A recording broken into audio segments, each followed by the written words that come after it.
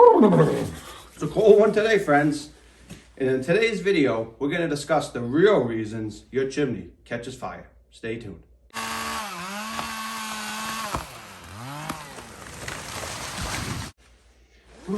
All right. It's about 15 degrees Fahrenheit out there. It's a cold day and feels good to come inside. We actually got this little electric heater, which I bought from Harbor Freight.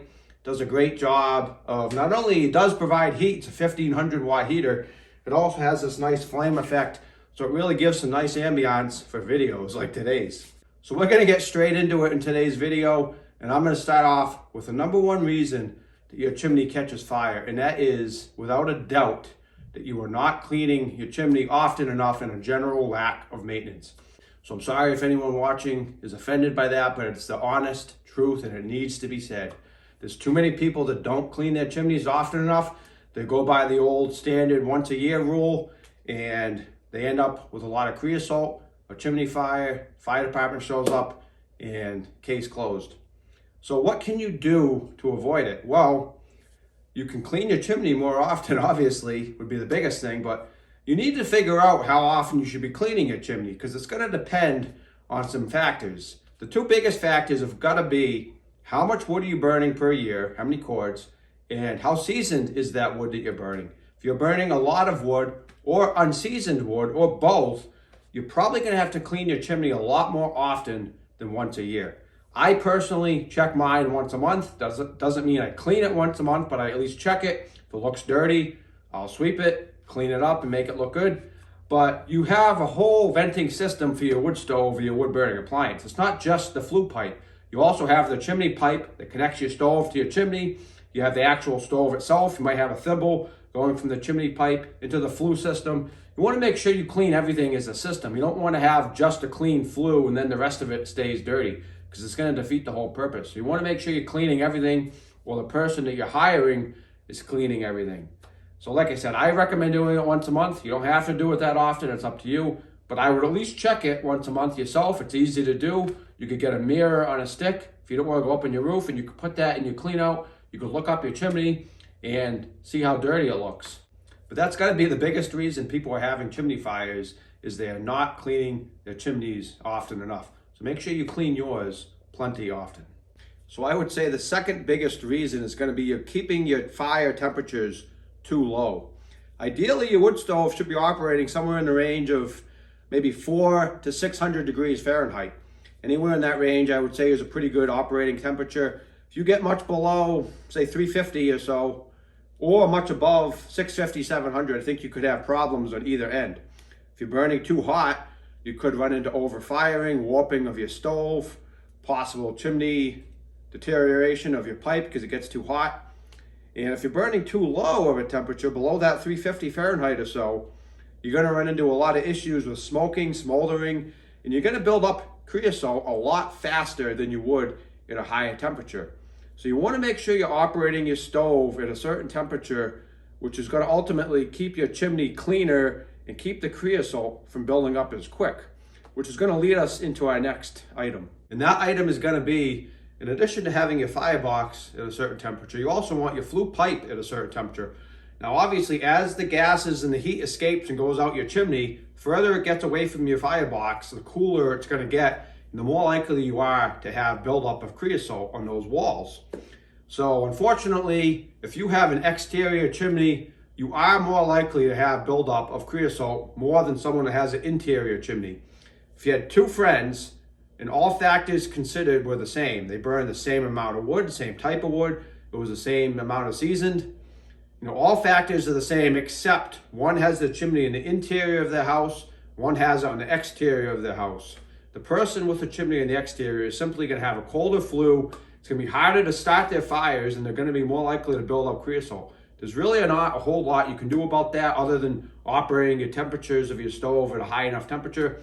For people like that, I would recommend keeping your temperatures closer to the 600 degree range rather than that 400 that we discussed earlier. And that's going to also lead us into another point. And that's going to be you only want to burn seasoned wood. Unseasoned wood is going to be harder to catch fire. It's going to be more likely to smoke, more likely to smolder. And a lot of the energy from the wood is being wasted because you're using it to boil water out of the wood where you would be getting good quality heat for your house. So the unseasoned wood is going to be more likely to burn at a lower temperature. It's going to be hard to keep it in that 400 to 600 degree range. And you're going to be a lot more likely at the end of the day to build up creosote on your chimney pipe and on your flue pipe because you just can't get the temperatures hot enough. You're going to have a lot more smoke, and that smoke is what's going to stick to the sides of your flue and your chimney pipe and cause the creosote to stick, which ultimately could lead to a chimney fire. So only burn good quality seasoned wood in your wood burning appliance. So another item I'd like to discuss is the type of creosote buildup you have is going to make a big difference.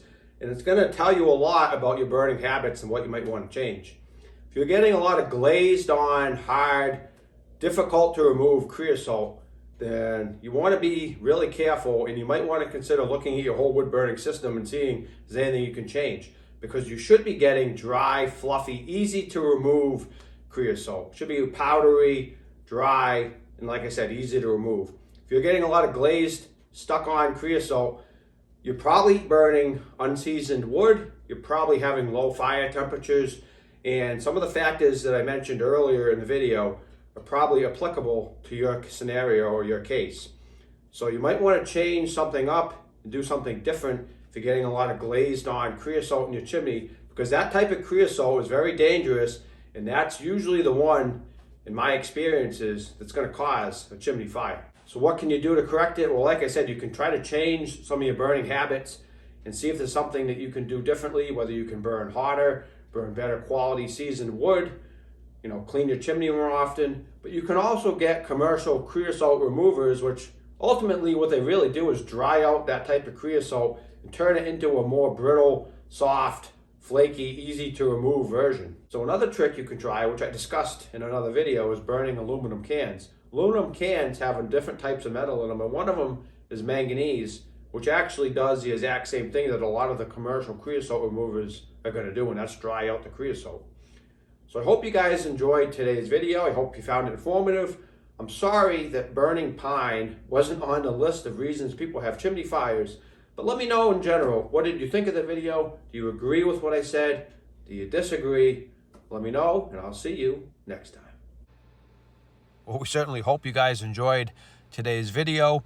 Hope you found it worthwhile and got something out of it. There's a lot of myths and false truths out there regarding why chimneys catch fire, and we tried to dispel some of those in today's video. Speaking of firewood, we have a whole host of videos that are informative about firewood, things like understanding moisture content, things like understanding BTUs, whether it's worth harvesting your own firewood or buying firewood, and everything in between. We also have videos showcasing us gathering and processing our own firewood, splitting wood, stacking it, transporting it, and all kinds of other stuff. And we hope you'll check out some of those videos as well. If you have any questions or comments related to firewood or today's video, please leave them below, and we will do our best to answer. Until then, God bless.